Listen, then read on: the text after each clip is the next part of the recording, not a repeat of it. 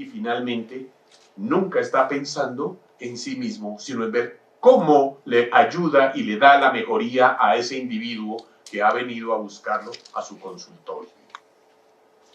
Y estos médicos entonces tienen unos valores que cimentan y fundamentan esa condición de ser élite, de ser un elemento especial dentro de la sociedad. Y es lo que se conoce como los valores que son el cimiento de esto. Y no se nos olvide que a nosotros, como decía algún político, yo vine porque quise, no porque me pagaron. Yo vine porque a mí me llamaron, yo quiero servir. Es por esa razón que estamos hoy aquí específicamente, reconsiderando nuestra situación actual, mirando hacia atrás, pero sobre todo mirando hacia adelante y pensando en ese llamado que tuvimos un día al servicio, que no es la más fácil de las disciplinas, es la más exigente, probablemente requiera entrenamiento, requiere estudio y estudio constante, requiere unas habilidades que lo hagan competente frente a ese individuo. Y finalmente, la levantada a las 2 de la mañana, sin pensar en ninguna otra cosa más que en ese individuo, se llama compromiso. Esos son los valores en los que se cimenta nuestra profesión. Y lo que han hecho diferente que nosotros seamos especie distinta dentro de la sociedad. Hay un pintor venezolano a quien admiro profundamente que se llama don Arturo Michelena. Y ha sido capaz de plasmar en sus obras de arte lo que significa el ejercicio médico. Estos son los valores fundacionales expresados en óleo sobre un lienzo.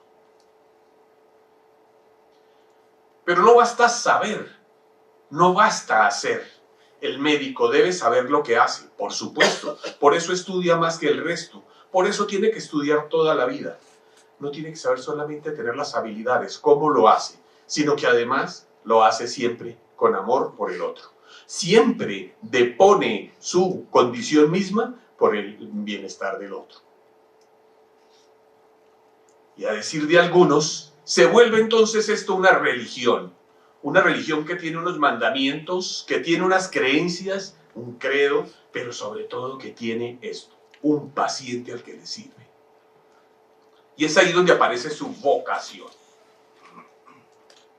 Ninguna otra profesión hace lo que hacemos nosotros. Ya Catalina nos acaba de leer el juramento que hemos hecho en repetidas ocasiones y que renovamos frecuentemente. Pero vean ustedes de la orden medieval de los caballeros hospitalarios. Nosotros hacemos una promesa que ninguno otro hace. Y es prometer ser servidor y esclavo de nuestros señores los enfermos. Es a ellos a quienes nos debemos. Claro, podríamos sentarnos en un escritorio y mirar estadísticas, pero probablemente estemos pensando en mejorar la condición de un enfermo. Pero las más de las veces estamos poniendo una mano en el hombro y diciéndole, no te preocupes, estoy yo para servirte. El acto médico es un acto sublime en donde el individuo mismo pospone, depone sus intereses propios por los del enfermo y tiene una obligación moral y legal de hondo contenido ético. Aquí vuelven a salir nuestros valores a flote. Pero cuando nos enfrentamos al paciente, son dos individuos desnudos. Un individuo con una confianza puesta en otro individuo que le ofrece su servicio de manera desinteresada. Es así como se da el acto médico como un acto sublime.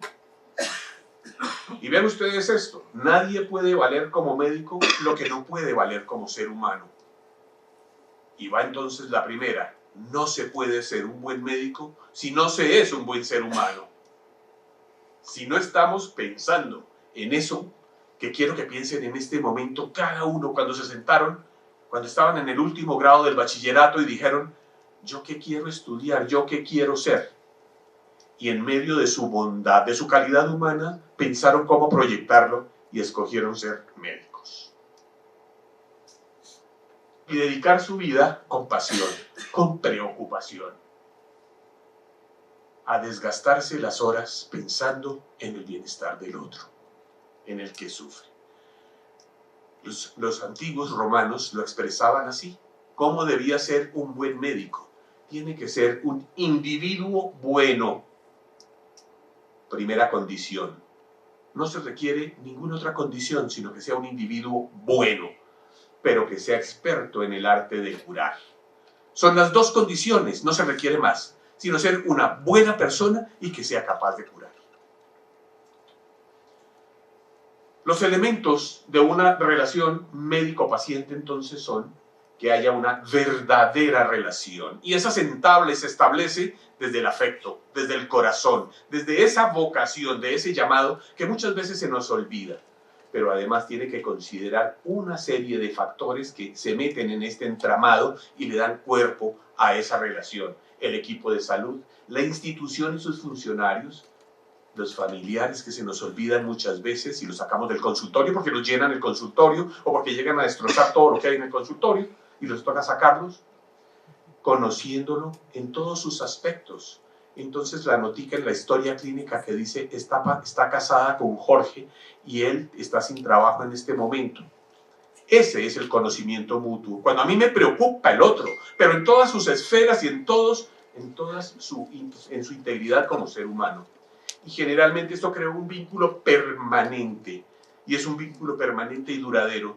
De ahí entonces que yo pueda, comillas, tener mi clientela, y es por eso, porque he hecho un vínculo permanente y un vínculo duradero. La relación médico-paciente entonces se ha venido dando en múltiples formas. Dice el padre Pedro Laín Entralgo, que es el padre de la historia de la medicina, de una manera muy bella dice que la relación entre el médico y el paciente ha cambiado más en los últimos 50 años que en lo que existía desde ahí para atrás, desde el año 60 para atrás, hasta 5 siglos antes de Cristo. Y entonces, originalmente era un modelo de actividad pasiva, en donde el médico era quien tomaba las decisiones. Luego viene los derechos humanos, que se fundamentaron en la Declaración de Virginia, además, unos años atrás, y viene la gran explosión de la igualdad del individuo y la preponderancia del individuo, y también la medicina cala en este punto, y crea una relación diferente. Y ahora se crea un poco más racional, en donde estamos actualmente, y es donde está nuestro papel. En esta relación original, imagínense ustedes ahí desde Hipócrates, pasando por todos los médicos que ha hecho la historia, hasta los años 60 de la década pasada. Era una relación paternalista y que probablemente fue la que aprendimos en la facultad y ejercimos de esta manera y todavía nos queda eso y luchamos contra eso. Era un paciente obediente, el paciente no cuestionaba, deposita su confianza absoluta en el médico. No tiene capacidad de decidir, soy yo quien decido, y decido porque es que yo soy quien sabe la verdad absoluta y revelada, y sé qué es lo que más le conviene a usted, señor paciente. Y él entonces es pasivo, acrítico, sumiso y disciplinado. Entonces no pregunta qué le estoy formulando, ni para qué, ni de qué lo voy a operar. Usted solamente opéreme, doctor, y no me diga nada más. Y es una confianza frente a una conciencia, sin cuestionar nada de lo que el médico decide. Pero es que el médico es benefactor, solamente está pensando en el principio de beneficencia, pero ejerce su autoridad, vigilando o cuidando y procurando el bienestar de su enfermo. Pero aquí caemos entonces en la omnipotencia médica. Yo soy el único que tiene la opción de pensar en esta relación y yo soy quien decide. Y entonces, vean ustedes aquí lo que decía Vogt, que es el encuentro entre una confianza y una conciencia. Otra vez, esa relación médico-paciente absoluta. No hay médico sin confianza, no hay confianza sin confidencias, ni confidencias sin secreto. Esta era la confianza absoluta. Sigue siendo fundamento de nuestro ejercicio hoy en día. Hoy sigue siendo verdad esto. ¿Qué tal nosotros andar divulgando en el periódico los secretos que nos han sido revelados en la consulta, como vemos en algunos casos? Que es que el paciente me consultó porque, y sale uno a decirlo en la noticia. Y entonces, vean ustedes cómo, desde Maimónides, Moisés ben Maimónides, ya hacía esta oración. Oh Señor, aleja de mí la idea de que todo lo puedo. Ojalá le hiciéramos todos los días por la mañana cuando nos levantamos para no caer en la tentación de la omnipotencia. Pero el paradigma ha venido cambiando y entonces han habido transiciones sociales en el perfil epidemiológico y saben ustedes cómo la pirámide poblacional, en nuestro caso específicamente, ha venido cambiando y entonces la mayor cantidad viene creciendo la población de adultos mayores como nosotros, los que estamos hablando hoy, y los ancianos, pero con una tristeza profunda vemos cómo la depauperación de la población está afectando especialmente a la infancia y nos golpea duro. Y hay transiciones culturales en los cambios en la formación profesional y vemos cómo nuestros muchachos hoy están siendo, por el respeto a la libre expresión y al desarrollo de la personalidad, no pueden ser sometidos a una entrevista en una facultad de medicina, por Dios, cuando hemos visto que se requiere ser primero un hombre bueno. Y entonces el solo hecho de tener unas calificaciones muy altas, de ser un tipo brillante o ser una persona brillante, no puede ser sometido a una entrevista. Estas cosas preocupan, entonces va habiendo transiciones. ¿Cómo se les enseña a nuestros estudiantes que lo que fueron los principios fundamentales y los valores fundamentales hoy son relativos y depende de cómo tú los mires? Y el respeto por mi paciente depende de la libre expresión mía. Entonces probablemente tengamos cambios en eso. Tenemos transiciones culturales en la sociedad misma. Aparecen entonces nuevos modelos de la relación médico-paciente. El cambio social ha generado un nuevo tipo de paciente que es el usuario. Y entonces ustedes ya saben que hoy no tienen una consulta con 6 pacientes, sino que son 6 usuarios. Pero usted ya no es el doctor, ni es el médico, sino es el prestador de servicios. Y por supuesto, sus honorarios ya no son honorarios, sino son un salario, como un operario de cualquier empresa que cambie un tornillo en un carburador, en una gran empresa. Y ya usted no tiene una clientela, sino que son de un asegurador quien administra esa población de enfermos y que le asigna a usted sí o no, dependiendo de lo costoso que resulte usted para esa empresa. Vean ustedes cómo empezamos a luchar contra esos valores fundacionales de los que les hablé al principio y nos vemos sometidos a esta tiranía.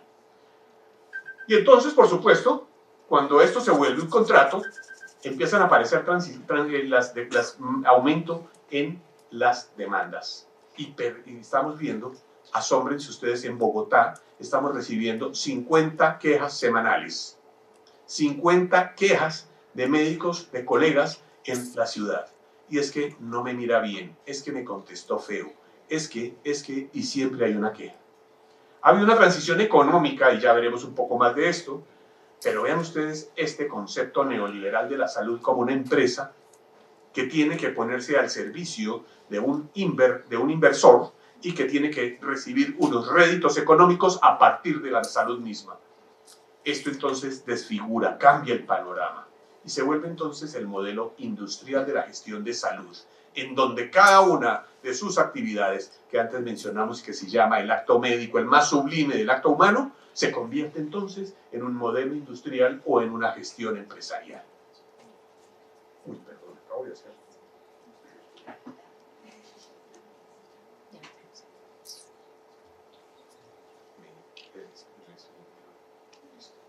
Entonces el paciente también cambia, ¿no? En este nuevo contexto se empodera y entonces él busca las mejores ofertas. Entonces yo me voy con esta medicina prepagada que me ofrece más, pago menos, tengo más posibilidades. Esa es a la que yo me voy. Busca paquetes, como si estuviera escogiendo las vacaciones, acecha oportunidades, entonces a la medianoche probablemente bajen las tarifas, compara precios y servicios y entonces dice, pero ¿por qué si a mí me operan allí más barato? ¿Por qué me sale más caro aquí? Y elige según un mercado. Y noten ustedes que aquí en ninguna parte aparece la calidad o la seguridad en el ejercicio médico. Y por ninguna parte aparece la relación médico-paciente, en donde estoy yo, que estoy dispuesto a darle afecto a mi paciente. Eso no aparece, ni se compra, ni se vende como la canción. Este paradigma está cambiando y entonces la transición tecnológica aparece gran cantidad de elementos para el diagnóstico. Entonces, La auscultación del paciente que antes se hacía poniendo el oído sobre el pecho del paciente, que después Laennec, por razones de pudor, decidió cambiarlo por el estetoscopio que conocemos de Laennec y luego cambiar por endoscopio. Pero hoy, ¿para qué auscultamos un paciente si tenemos una tomografía axial computadorizada que me va a decir mucho más que lo que yo puedo oír? Tenemos transiciones políticas que aparecen en la agenda y entonces ustedes el domingo estarán votando por aquellas propuestas en salud que nos van a favorecer a nuestra población, ni siquiera a nosotros, a la población, y que probablemente no se cumplan, pero funcionan bien en la agenda política. Y hay una transición ética que está manifiesta en esa crisis de valores y en la relatividad que hoy todo lo vemos dependiendo del ojo y de la necesidad que tengamos en el momento. Es la relatividad en el entendimiento de los valores. Los pacientes entonces, ahora sí, ya no son sumisos como antes de 1960, ahora se vuelven terriblemente críticos. Y es que el doctor no estaba peinado ese día, y es que el doctor se vuelven desconfiados, y entonces aparecen las segundas, terceras, cuartas opiniones, además de la del doctor Google, y se vuelven beligerantes. Y hay que ver ustedes las quejas y cómo los términos en que se refieren a los médicos en las quejas que vemos en los tribunales de ética médica. Y por supuesto, en Río Revuelto, ganancias de pescadores, empiezan a aparecer los asesores jurídicos que le dicen, a usted no le fue bien en el hospital, yo lo atiendo, yo sé cómo, yo le digo cómo funciona esto, yo sé quién es la persona que le puede decir a usted cómo ganar, si a usted no le fue bien, si no le hicieron el diagnóstico, si su operación se complicó, yo soy quien le dice cómo funciona esto. Otra vez.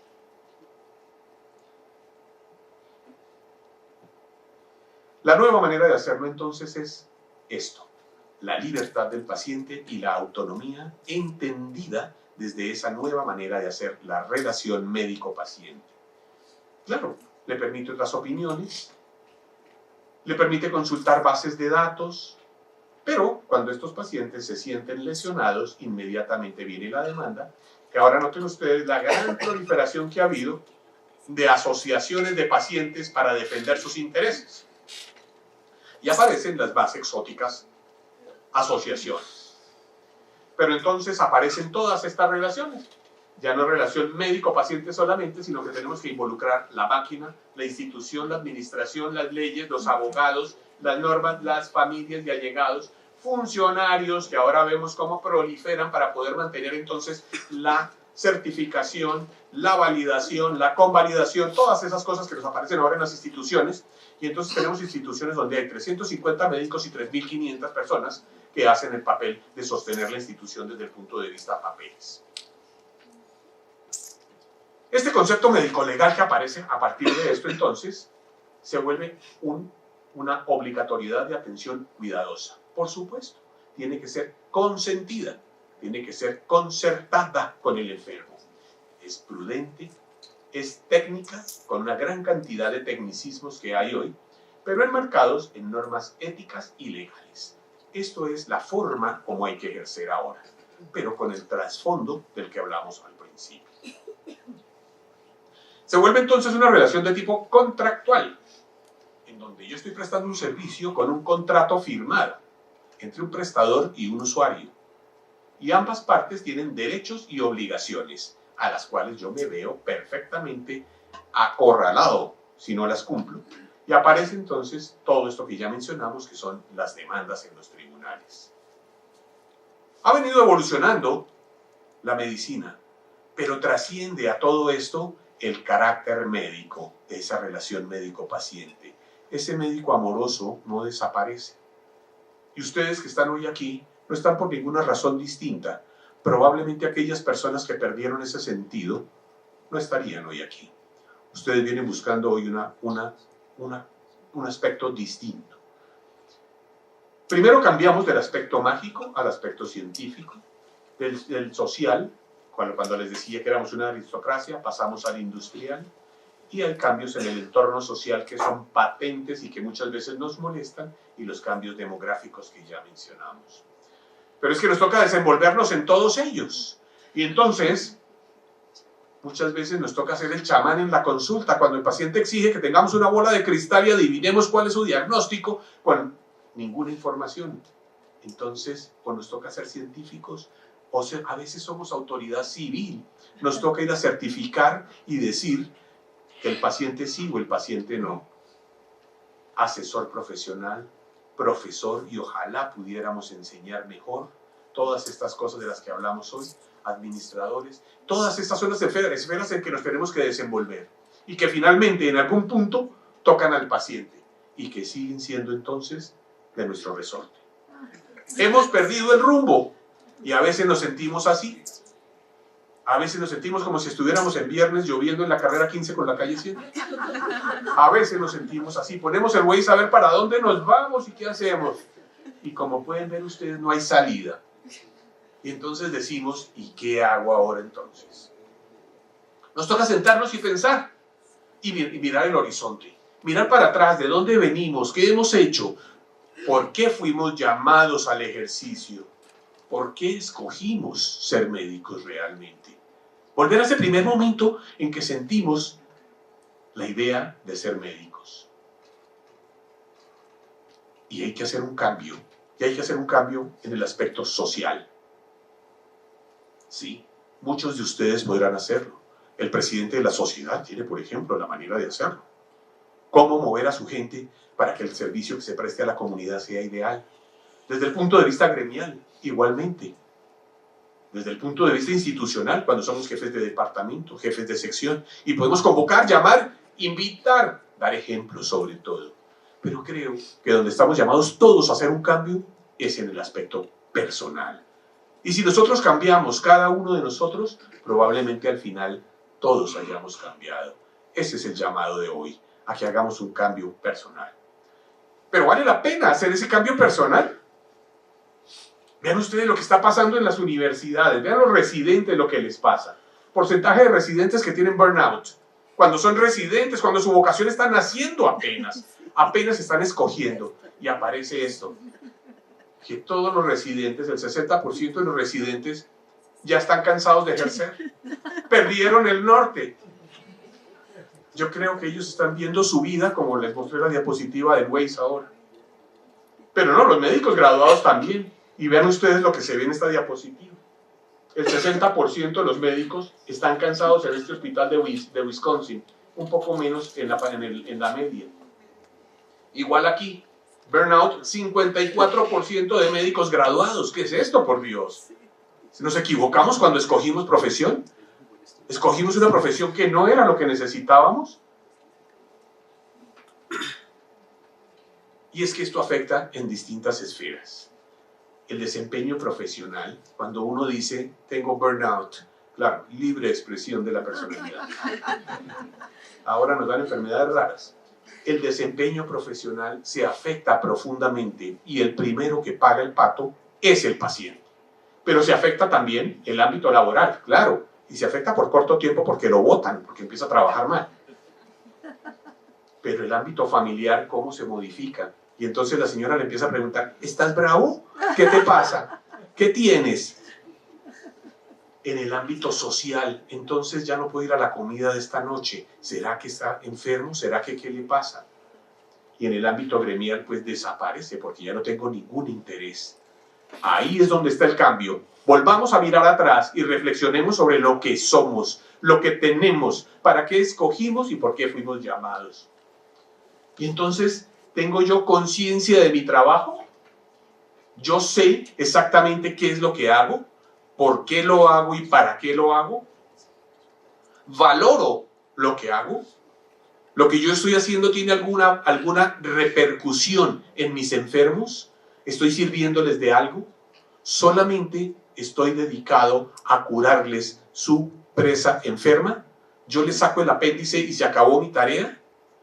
¿O realmente estoy interesado en ver ese contexto familiar, en ver cómo puedo ayudar a esta familia? Oye, ¿tú estás comiendo bien?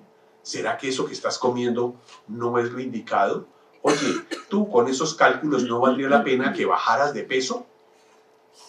¿No sería que en tu familia empiecen a explorar y a jalar la pitica y encuentra que puede impactar a estos individuos?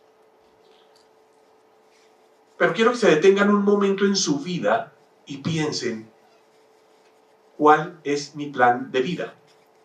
yo creo que aquí más de uno ha tenido oportunidad de planear unas vacaciones. Y entonces dice, yo me voy a ir a tal sitio. Y entonces se sienta en familia y dice, ¿a dónde quieren ir? Yo ya tengo planeado, pero yo les pregunto, porque la democracia siempre funciona. Entonces uno toma la decisión y luego la democratiza. Esa es la democracia. Entonces dice, bueno, vamos a ir, como ustedes ya lo pensaron y lo decidieron, vamos a ir a este punto. ¿Quieren que nos vayamos en avión? Muy bien, entonces vamos a comprar los pasajes en esta aerolínea con 6 meses de antelación para que nos salgan más baratos y vamos a buscar este hotel y tú que sabes de eso, entonces haz las reservaciones, métete al computador y tú que haces esto, mira lo de los vuelos, hacemos un plan de viaje para unas vacaciones que duran 15 días. Pero para mi vida tengo un plan diseñado de existencia, sé para dónde voy, sé por qué voy para allá y cómo voy a llegar. Tengo unas prioridades en mi vida. Debo confesarles hoy que mi enfermedad la descubrí, me hice el diagnóstico cuando entendí que estaba equivocado. Mi primera prioridad era el trabajo y entonces dejé de ir a mi casa por semanas enteras y mi esposa me traía la comida y me traía a los niños para que los viera porque no iba a la casa, porque yo pensaba que el trabajo era mi primera prioridad. Quiero que se detengan ustedes un minuto y piensen cuál es su primera prioridad en su existencia. Y debo decirles que hoy para mí el trabajo lo aprecio infinito, lo valoro, lo quiero y ocupa el 5º lugar en mi existencia. Por eso sé que cuando me invitan a algún sitio, primero están mis amigos que el trabajo. Por eso sé que mi familia está por delante. Quiero que ustedes se detengan y pongan entonces en unas prioridades en orden. Primero el 1, luego el 2 y finalmente se pongan unas metas a corto plazo, que es lo que hay que hacer, no en el largo plazo, no sabemos. Entonces hoy voy a hacer esto porque es lo que conviene. Y esto es entonces lo que hacemos en esa planeación. Hacemos nuestro trabajo con infinito amor, con unas creencias, con unos valores fundacionales entregados, pero mirando a esa prioridad primera, permítanme el pleonasmo, prioridad primera y única, que es mi felicidad como ser humano. Y es el servicio a Dios a partir del ejercicio médico. Muchas gracias.